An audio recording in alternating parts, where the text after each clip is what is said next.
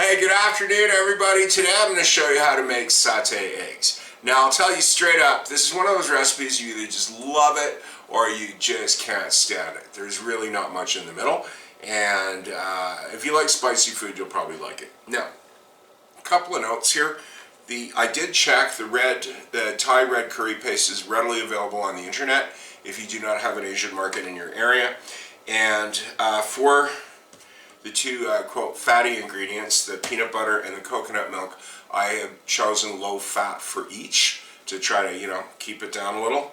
Now for the eggs and the curry powder, it doesn't matter what kind you get, and the eggs, well, these are kind of banged up, a little overboiled, and they kind of took a bruising during the peeling, and the egg yolks might be a little overdone, but this is a wonderful recipe to hide those defects in. So it's kind of good for a couple of things. Plus also, it does keep nicely in the fridge, and you can just, after I've got some rice cooked there, when I plate it up, you'll see you can mix the eggs with the sauce and the rice and just put it in a container in the fridge. Keeps for a few days. It's good for a snack after a gym or a quick lunch or something, and it's really quick to make.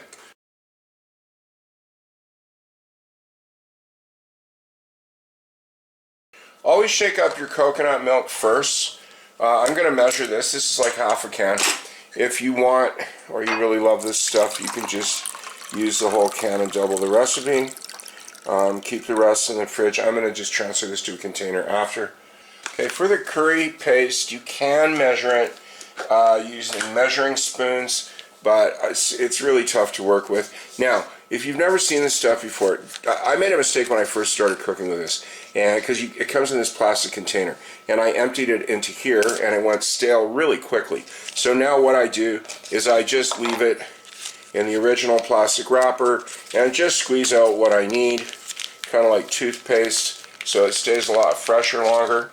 Now, this is hard to measure super accurately, so you kind of like squeeze off a bit. Yeah, you can see what that would be like with a measuring spoon. It's nearly impossible.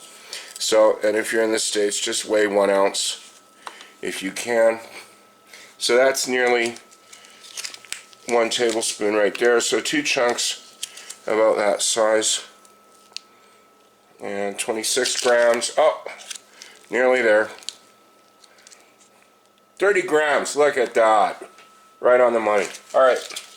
If you're not used to working with curry pastes or powders, they burn extremely easily. Okay? Now, you can take a risk and dry fry them, but if you're new to this, you're safer to cook them in some fat. Now, you could start with the coconut milk. I personally prefer the peanut butter for the simple reason that you don't have to chase it around as much. Peanut butter melts at a surprisingly low temperature. I have this on low right now, and you can see that it's already starting to melt.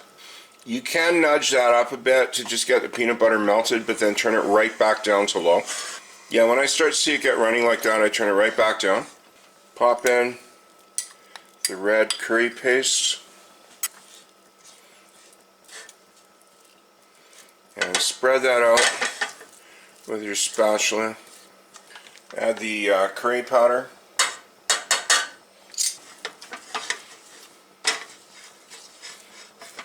It's going to get quite thick, so you want to add your coconut milk. Just add that a little bit at a time.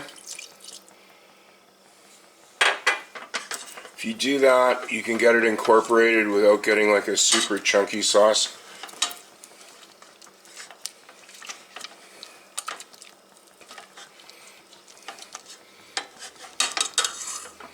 And a bit more.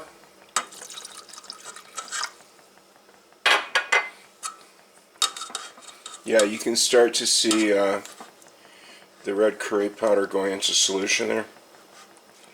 Now at this stage, if you've got any chunks in the bottom, do chase them around, because if you add any more coconut milk at this point, it'll be really hard to break them down later. This is why you keep it moving around and at low heat, because depending on how you move your pan, and no, I don't want to burn it to show you. If you've got the flame coming up the side of the pan, it will burn and lend a kind of off taste to the sauce. It's still edible, it's just not as nice. and soy sauce.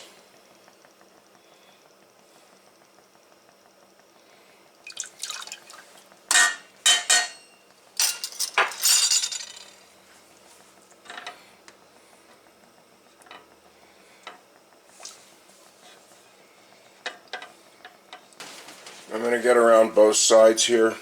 I juice the lime directly into the pan.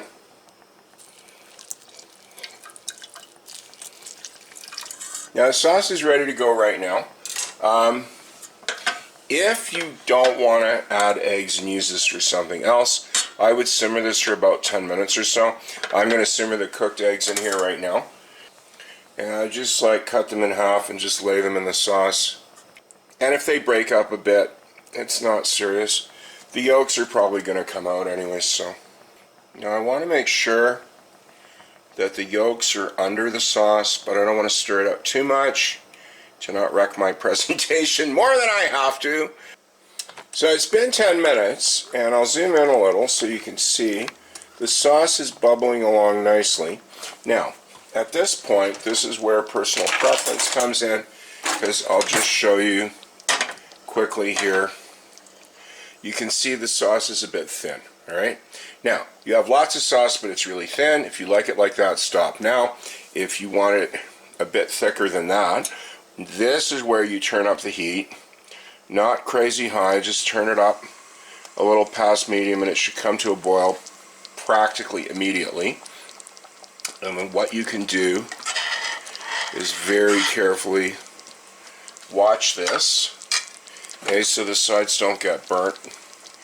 I wouldn't stir it up too much at this point. You don't want to disturb the eggs. But if you want to let the sauce boil down a bit to thicken up, that's fine. Now that's only been going for a couple of minutes, and you can see already it's starting to get quite thick. So I'm probably going to be having this over a couple of days and reheating it in the microwave. So I do not want this to thicken up too much, and I think I'll just take it off the heat right now. So I've got some rice in a bowl here. I'm going to very gingerly get in and just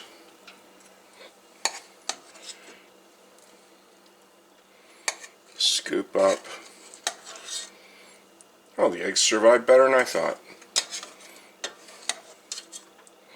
So there's 2 eggs on some rice and a nice spoon of sauce on the top. Gotta remember to save some for the next days. I just moved it over to the counter here so you can get a better look at it. So that's how I make satay eggs. It's really fast, it's nutritious, and if you like spicy food, it's really tasty.